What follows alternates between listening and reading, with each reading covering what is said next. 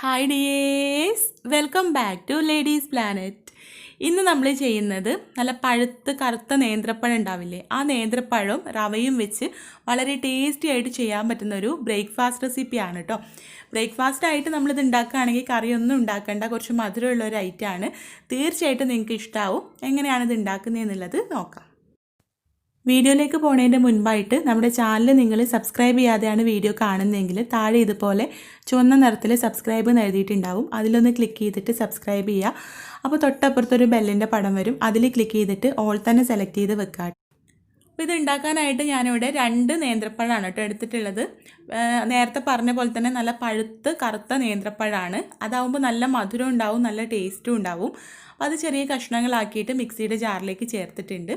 ഇനി നമുക്ക് ഇതിലേക്ക് 1 കപ്പ് റവ ചേർത്ത് കൊടുക്കാം. വറുത്തതോ വറുക്കാത്തതോ ഏത് റവ വേണമെങ്കിലും എടുക്കാം കേട്ടോ. ഇനി ഇതിലേക്ക് നമുക്ക് 1 കോഴിമുട്ട ചേർത്ത് കൊടുക്കാം. പിന്നെ ഞാനിതിലേക്ക് അടുത്തതായിട്ട് 1/2 കപ്പ് പാലാണ് കേട്ടോ ചേർത്തത്. അത് വീഡിയോയിൽ കട്ടായി പോയതാണ്. പാലുണ്ടെങ്കിൽ തീർച്ചയായിട്ടും ചേർത്ത് കൊടുക്കണം. ഈ ഒരു ഐറ്റത്തിന് നല്ലൊരു ടേസ്റ്റ് ഈ പാല് കൊടുക്കും കേട്ടോ.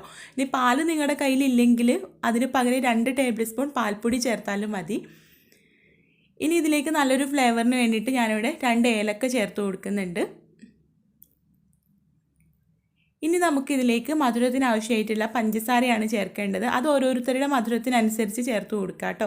ഞാനിവിടെ 5 വലിയ സ്പൂൺ പഞ്ചസാരയാണ് ഇതിലേക്ക് ചേർത്ത് കൊടുക്കുന്നത്. ഇനി ഇതിലേക്ക് 2 വലിയ സ്പൂൺ തേങ്ങ ചിരവിയതും കൂടെ ചേർത്ത് കൊടുക്കാം. എന്നിട്ട് ഇതെല്ലാം കൂടെ നമുക്ക് നല്ല പോലെ ഒന്ന് അടിച്ചെടുക്കണം. ഇതിലേക്ക് നമ്മളിപ്പോൾ 1/2 കപ്പ് പാല് മാത്രമേ ചേർത്തിട്ടുള്ളൂ. 1/4 കപ്പ് വെള്ളം കൂടെ ചേർത്തിട്ട് എല്ലാം കൂടെ നല്ല പോലെ ഒന്ന് അടിച്ചെടുക്കാം. ഇപ്പോൾ ഞാനിതെല്ലാം കൂടെ നല്ലതുപോലെ അടിച്ചെടുത്ത് നല്ല സ്മൂത്ത് പേസ്റ്റാക്കി എടുത്തിട്ടുണ്ട്. നോക്കൂ, ഇതാണ് നമ്മുടെ ബാറ്ററിൻ്റെ കൺസിസ്റ്റൻസി എന്ന് പറയുന്നത്.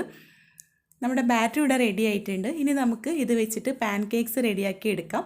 അപ്പോൾ അതിന് വേണ്ടിയിട്ട് ഞാനിവിടെ ഫ്രൈ പാൻ വെച്ച് ചൂടാക്കിയിട്ടുണ്ട്. നല്ല ചൂടായ ഫ്രൈ പാനിലേക്ക് ഓരോ തവി ബാറ്റർ ഒഴിച്ചു കൊടുക്കാം. അപ്പോൾ ഞാനിത് നമ്മൾ ഓട്ടോഡയൊക്കെ ഉണ്ടാക്കില്ല, ആ ഒരു രീതിയിൽ പരത്തിയെടുക്കുകയൊന്നും ചെയ്യാതെ ഇതുപോലെ തന്നെ ചുട്ടെടുക്കുകയാണ് കേട്ടോ.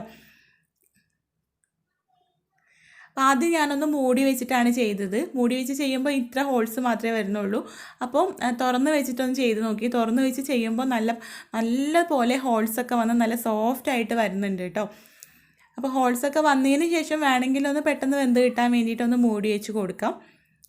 ഞാനിവിടെ 2 പാനിലായിട്ടാണ് ചെയ്യുന്നത്. അപ്പോൾ ഒരു പാനിൽ മൂടി വെക്കാതെ ചെയ്തപ്പോൾ നല്ല പോലെ ഹോൾസൊക്കെ വന്നിട്ടുണ്ടായിരുന്നു. പിന്നെ ബാക്കിയുള്ളതൊക്കെ അതുപോലെയാണ് കേട്ടോ ചെയ്തെടുത്തത്. അപ്പോൾ അതുകൊണ്ട് തന്നെ ഇതുപോലെ നല്ല ഹോൾസൊക്കെ ഉള്ള നല്ല അടിപൊളി സോഫ്റ്റ് ആയിട്ടുള്ള പാൻ കേക്ക്സ് നമുക്ക് കിട്ടിയിട്ടുണ്ട്. നല്ല ടേസ്റ്റിയാണ് കേട്ടോ. അപ്പോൾ നിങ്ങൾ എന്തായാലും ഉണ്ടാക്കി നോക്കണം. ഇതുപോലെയുള്ള പഴമൊക്കെ നമ്മൾ അധികം കളയലാണ് പതിവ്. അപ്പോൾ ഇനി കളയാതെ ഇതുപോലെയൊക്കെ ഒന്ന് ഉണ്ടാക്കി നോക്കുക. തീർച്ചയായിട്ടും മക്കൾക്കൊക്കെ ഇഷ്ടമാവും. ട്രൈ ചെയ്ത് നോക്കണം കേട്ടോ. ട്രൈ ചെയ്ത് നോക്കുന്ന സമയത്ത് ഫീഡ്ബാക്ക് അറിയിക്കാൻ മറക്കരുത്. അതുപോലെ ഈ വീഡിയോ നിങ്ങൾക്ക് ഇഷ്ടമായിട്ടുണ്ടെങ്കിൽ ലൈക്ക് ചെയ്യാനും ഫ്രണ്ട്സിനും റിലേറ്റീവ്സിനും ഷെയർ ചെയ്ത് കൊടുക്കാനും മറക്കരുത്. അപ്പോൾ നമുക്ക് അടുത്ത നല്ലൊരു വീഡിയോ ആയിട്ട് കാണാം. താങ്ക്